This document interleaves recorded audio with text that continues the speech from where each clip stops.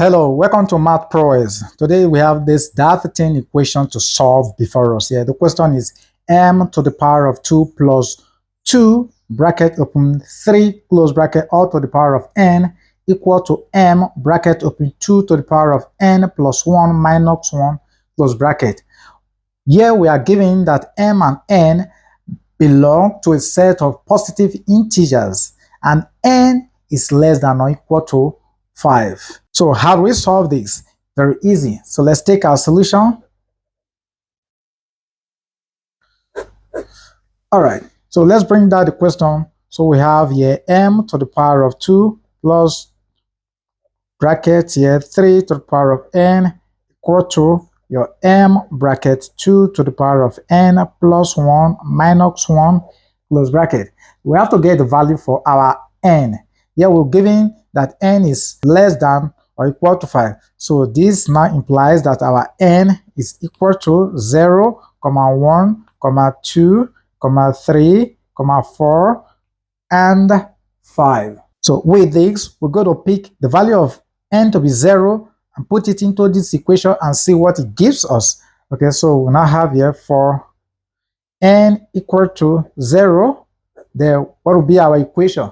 From the original equation, we're going to have here m to the power of 2, then plus 2 into 3 to the power of 0, the close bracket is equal to m, the bracket 2 to the power of 0 plus 1 minus 1 close bracket. The value of 3 to the power of 0 is 1, and if we add this 1 to this 0 here, will give us 1. So 2 to the power of 1 will still give us 2, and 2 minus 1 will give us 1. So we end up having our m to the power of 2, there plus 2 equal to our m. Yeah. So if we rearrange, we're going to have m squared minus m plus 2 equal to 0. Now, if you check this equation very well, this is a quadratic equation. And if we go ahead to solve this quadratic equation, we're going to come out with imaginary roots. But look at the condition we are given here. Here they say that your m and n are positive integers. So we don't need imaginary root. So we discard our n equal to 0. Now, if we do same thing for n equal to 1, then we're going to come up with an imaginary root again. Then if we do same for n equal to 2, we're going to come up with a negative integer. Then if we come up with this, if we substitute n to be 3, then we're going to have a positive integer. If we substitute for 4, it will give us negative integer.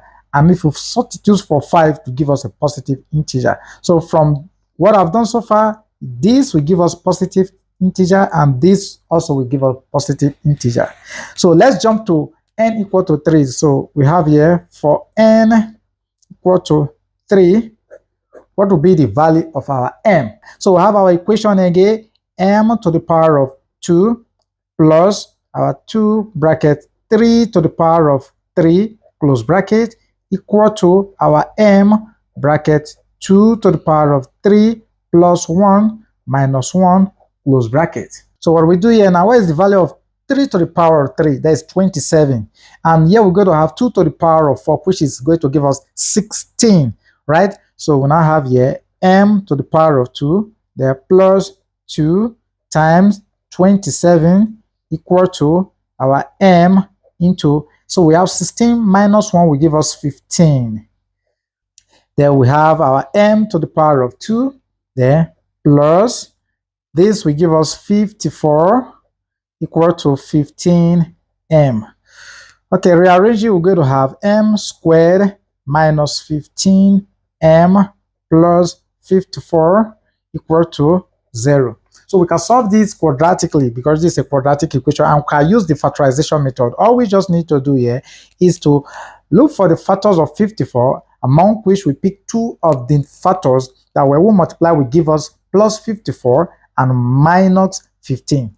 And so if we look carefully, we're going to have minus 6 and minus 9. So we can rearrange or rewrite this as our m to the power of 2 minus 6m minus 9 minus 9m plus 54 equal to 0.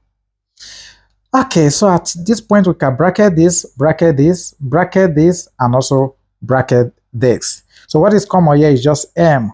So we rule out here and factor out m. So we have m minus 6, close bracket. And what is common here is just 9.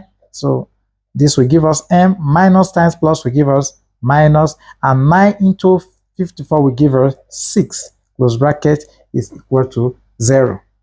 So what we have here and what we have here are the same. So we take only one. So we have m minus 6, close bracket. The bracket, we take this one outside, m minus 9 is equal to 0. Easy. So we can now take this to 0, equate this to 0. So we now have our m is equal to 6 or 9. All right, so you discover that these are positive integers. So we have our m1 and m2. According to the statement here now, this corresponds with what we are given as condition. Then we now check for n equal to 5. So we now take here for n equal to 5. What we do, we put that into our original equation again. So we're going to have here m to the power of 2 plus 2 bracket 3 to the power of 5 close bracket, then equal to our m into our 2 to the power of 5 plus 1 minus 1. From here, we're going to have here m to the power of 2 plus 2 into 3 to the power of 5 will give us 2, 4, 3. So we have 2, 4, 3 close bracket equal to our m into, again, we have 2 to the power of 6, and 2 to the power of 6 will give us 64. So 64 minus 1 will give us 63. So we have here into 63. Okay, so we can open up this here now. So this will now give us here m to the power of 2 plus this will give us a 6, 8, 4, right? All right, then equal to 63m. Okay, so we can rearrange this by moving this to this side, okay, to complete our quadratic equation well. M square, so there we have minus our 63m there plus our 486. Okay, so from here, everything here equal to 0. From here, we now think of two numbers again from the factors of 4, 8, 6 that when we multiply will give us 4, 8, 6 add together will give us 63. And that will give us minus 9 and minus 54. So we can rewrite this equation as m to the power of 2 minus 9m minus 54, right? Yeah, minus 54m there plus 486. Everything equal to 0. So we bracket this, bracket this. What is common here is just m. So we are left with m here minus 9. Again, what is common here is 54. Then here we're left with m. Then minus 9. Because 54 into 486 will give us 9. So everything equal to 0. Since they are the same what we have in the bracket, so we take only one. Then here, bracket m minus 50. 4 close bracket, everything equal to 0. So apply 0 product rule, we're going to have our m equal to 9 or 54. Straightforward. All right, so we've gotten another two set or another pair of positive integer for our m.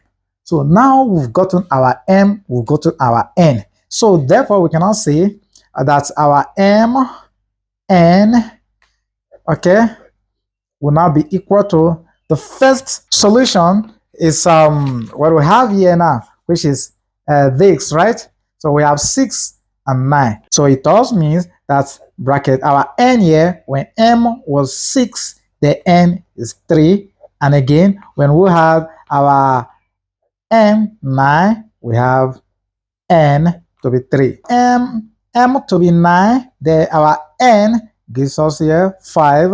Then last one, we have our n to be 54. Then we have our n to be 5. So these are the pairs of solutions that will satisfy our Diophantine equation. All right, but let's run a check for our solutions, the pair of solutions, if they are correct. I'm going to check for the first, the second, then you can check for the third and the fourth pairs. Okay, so let's run a check. So let's take a check.